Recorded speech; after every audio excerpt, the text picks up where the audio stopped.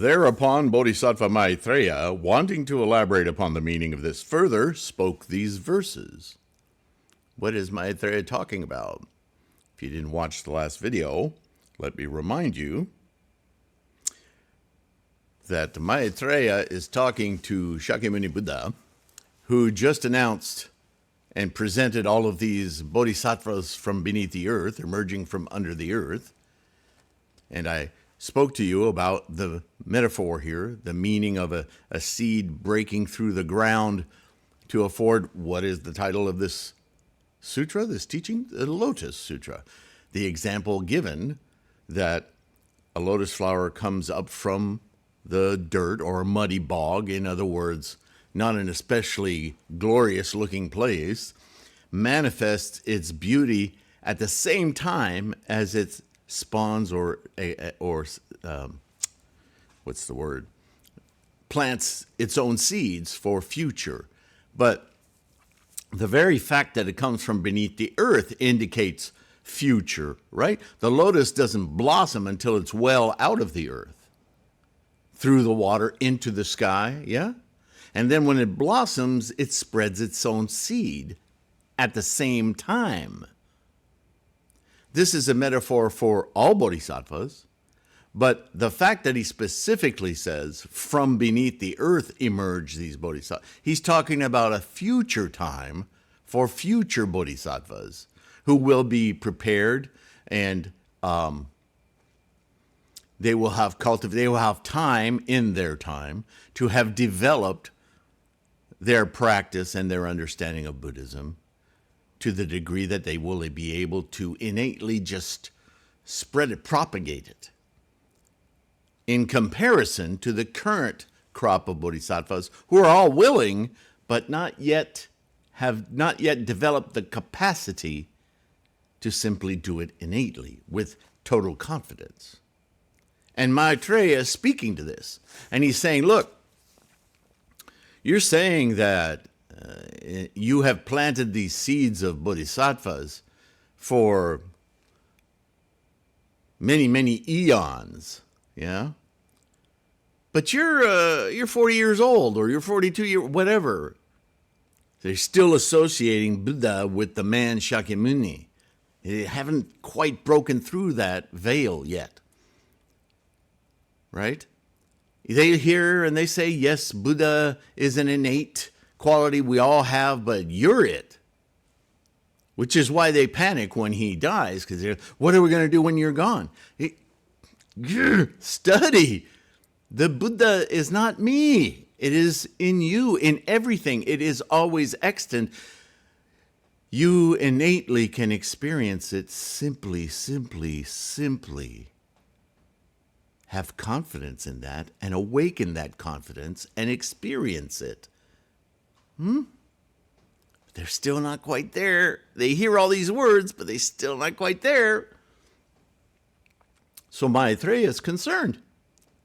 And he's asking Shakyamuni, he's saying, you haven't been alive long enough to teach these 60 times the sand particles in the Ganges River, bodhisattvas in every direction, so on and so forth. You haven't lived long enough to teach all these bodhisattvas. So now all the current bodhisattvas, including myself, we're a little nervous that maybe Shakyamuni, he's a little... Shakyamuni's a little delusional. We can't trust everything he says. Oh, man. And Maitreya says, if that's the way you're going to leave it, lots of bodhisattvas are going to start dreaming up stuff on their own, and there are erroneous views, and the teachings are going to be lost because you've broken our confidence. We have a hard time believing you right now. So he's going to repeat this in verse. Thank you for being here. Namo Myoho Renge Kyo, Namo Myoho Renge Kyo, Namo Myoho Renge Kyo. I'm so proud of you guys for your practice. I know this takes effort. So please know how much I respect, with dignity, your practice, yeah? So thank you for being here. and take a few seconds to like and subscribe just to help the algorithms of these internet web devices, just to get this resource to more people. Grow the Sangha, yeah? So totally appreciate that. You guys, all the way through those who are able to purchase ebooks, books, patrons on Patreon, PayPal, you guys are, your contributions to this Sangha are incalculable. Okay? Okay, so let's see what Maitreya is going to beseech Shakyamuni to explain. Long ago, the Buddha left the household of the Shakya clan. Shakyamuni, right? Muni, great sage from the Shakya clan. The household of the Shakya clan, and approached Gaya, where he sat under the Bodhi tree. Again, he, him, right? It has not been so long since that time, right? You're not that old. The number of Buddha's heirs is incalculable. The people you've influenced and affected, it's immeasurable. There's so many. Yes, absolutely. From long ago, they have practiced the Buddha path and attained transcendent powers and the power of wisdom, right? Wisdom via their Buddha-ness, so Buddha wisdom, if that's what we generally call it these days, yeah? They have thoroughly studied the Bodhisattva path and are as undefiled by worldly affairs as the lotus blossom in the water. There's that analogy or metaphor. They have emerged from out of the earth and all stood respectfully before the Bhagavats. It is difficult to comprehend this matter. How can we possibly believe it? The Buddha attained the path only a short time ago. You were 30 years old when you figured it out. It hasn't been that long since you've been enlightened. How did you teach it to all these people?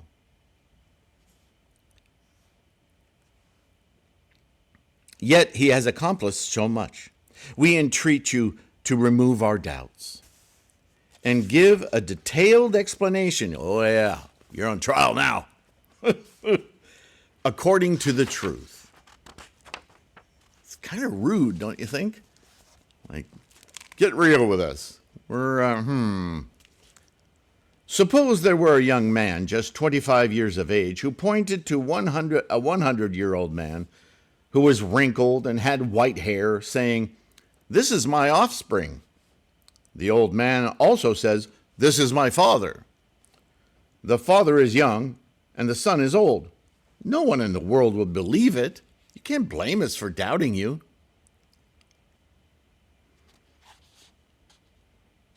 The Bhagavat's teaching is exactly like this. He attained the path only a very short time ago, yet these bodhisattvas are firm in resolution and without weak will. They have been practicing the bodhisattva path for immeasurable kalpas.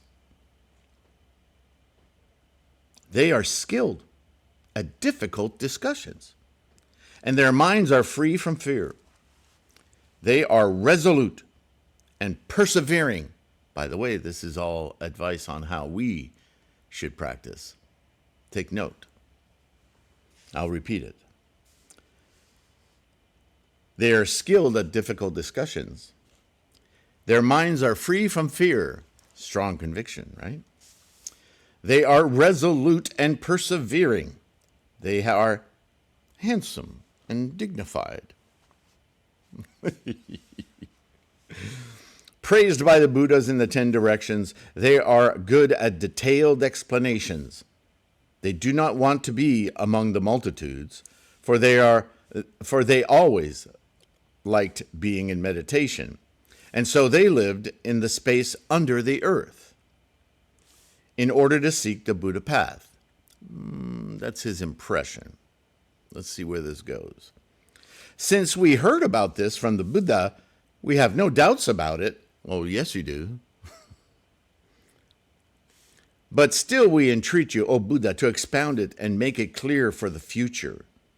Anyone in whom doubts awaken and who does not believe in this sutra will certainly fall into the troubled states of being. the lower worlds, right? Realms.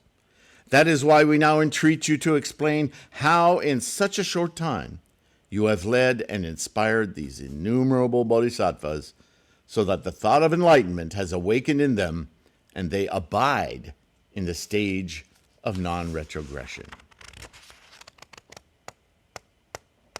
So, even when Maitreya talks about they've been abiding in meditation from beneath the earth to attain the Buddha way, paraphrasing, he is identifying, as we do in samsara, that these bodhisattvas have been lying in wait.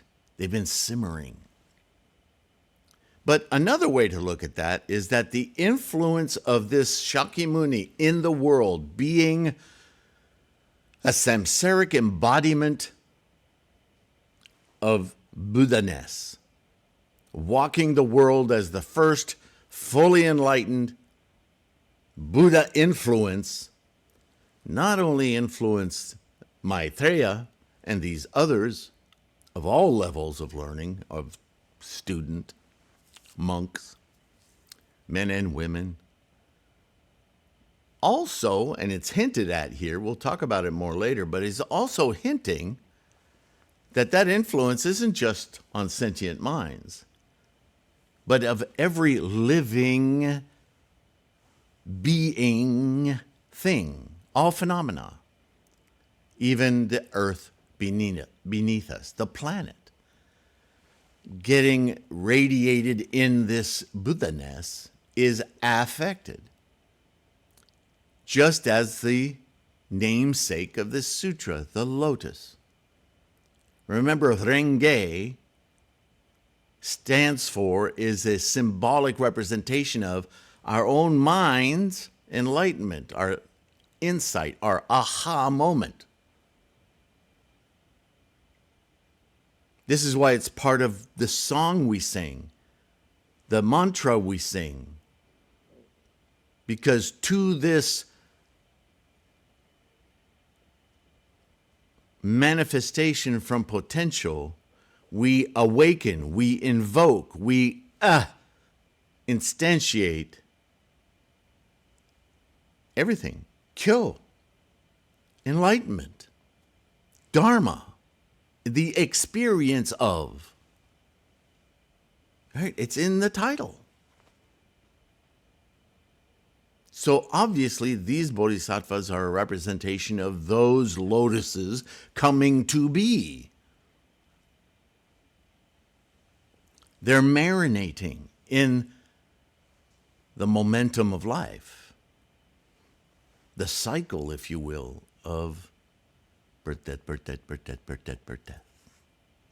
Just like a farmer tilling his field, putting the crops back into the soil to for nutrition for the next crop.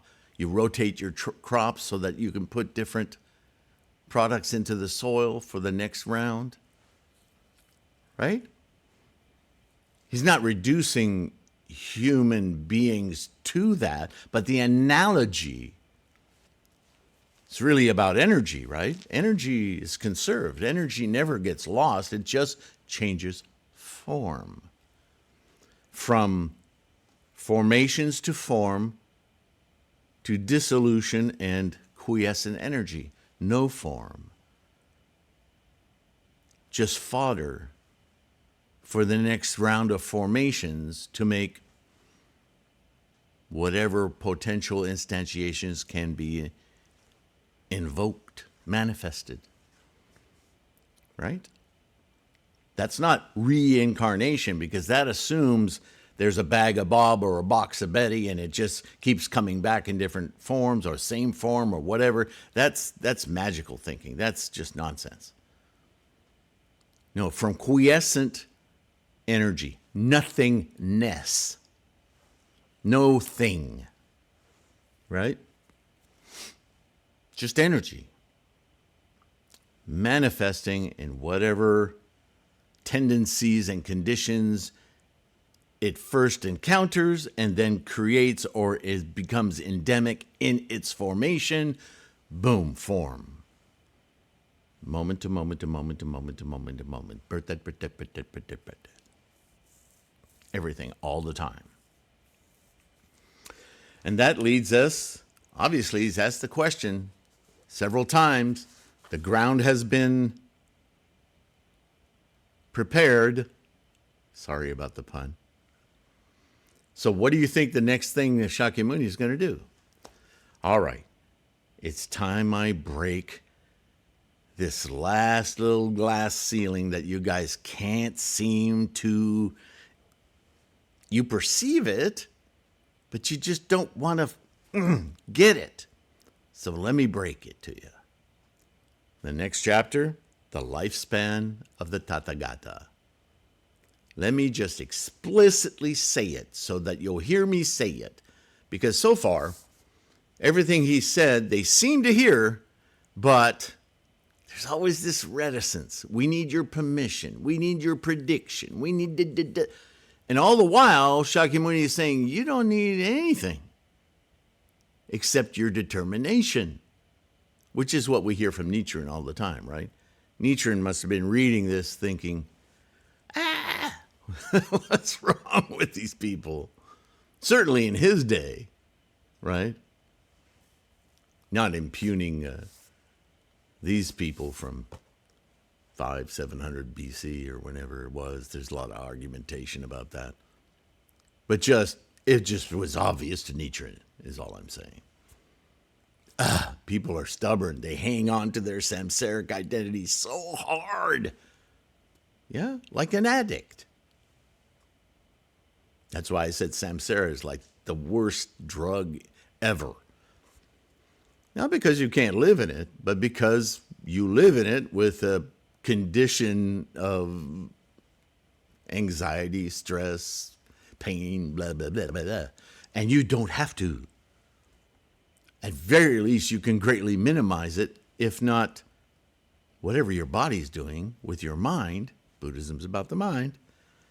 Completely operate, live, exists without that as an obstacle to your full experience of life, the engine of life, yeah? Thereupon the Buddha addressed the Bodhisattvas and the entire great assembly, saying, O sons of a virtuous family, you should believe the true words of the Tathagata. I'm going to lay it on you. And that I'm going to save for the next video. I know this one seems kind of short, but I really want to set the stage right so that you understand what the Bodhisattvas of the earth means and how it's a direct reference to you and to me and to everyone we know. As I've said before, the implication in this teaching is that there isn't a human sentient mind on the planet that isn't one of these bodhisattvas of the earth. Many, many are completely ignorant to this fact. They absolutely do not know it.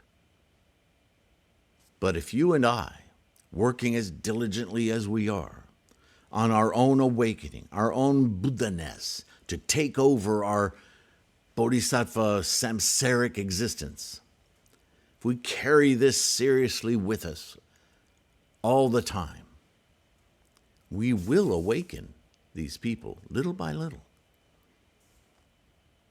And the more we do so, the more the bodhisattvas of the earth will start to bloom. And the more of them bloom, the more equanimous the planet, the world, the more peaceful, the more loving, the more beautiful the human experience will become. Because the more we enlighten, the less are ignorant.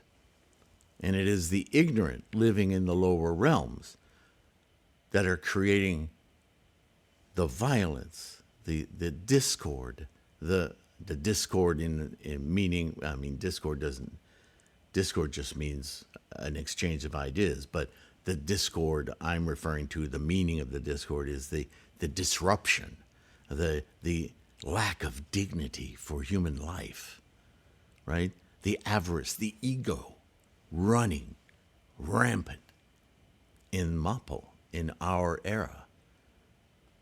The only thing that can change this situation is your practice, Bodhisattva of the earth. So, there's plenty of motivation for our own self-experience of life. But not to add more responsibility on you, but to add more confidence on you. Know that every step of the way that you work on your enlightenment, your Buddha-ness, your Bodhisattva path, you are affecting, influencing everything around you. All you have to do is remain confident. That's what this resource is for, the website, the books, all of it, to help you stay in contact with that precious. This is why I say, savor this practice with every daimoku. Remind yourself how vast the influence is of your sincere articulation, song of daimoku. Right? Don't mumble through it. Don't be lazy about it. Why? If you're going to do it, do it. Take your time, like Nichiren says. Even if you can only chant, 100 daimoku in a day, that is precious. Chant it clearly. Chant it with conviction. If you have time to read the entire sutra, do so. But don't just whip through it like it's a speed reading course. Really absorb it, like we're doing right now. How incredible is this sensation of understanding, right? It makes it cellular in your body. So, I look forward to chapter 16, the lifespan of the Tathagata. This and Nichiren, how Nichiren is absolutely, that's his chapter, right? His favorite chapter. To him, this is the drop the mic moment, right? When Shakyamuni Buddha goes, okay, gloves are off. Get this. And boom, hits them right in the middle of their Buddha eye, right? Pay attention. So that's why I don't want to start it today. I want it to have its own video. In the meantime, think of how important you are. Keep your practice amazing, right? Keep it strong. I'm with you. You got questions? Let me hear them. Sometimes just expressing your thoughts answers you. I do that all the time. I get confused. I write something down. I see what I'm writing. I think about what I'm writing. By the time I'm done, I go, this is a stupid question. I know the answer. Right? Ever happened to you? Anyway, I'm not telling you to do that. I'm just saying the exercise even of emailing me or writing out a comment, maybe you don't send it, but make the effort. And if you do send it, I will respond. Okay? Thank you for being here. Thank you for your support. Be kind to yourself. This is a lot of stuff we're doing right now. So take care of your health, yeah? And I'll see you in the next one. No doubt about it. Bye for now.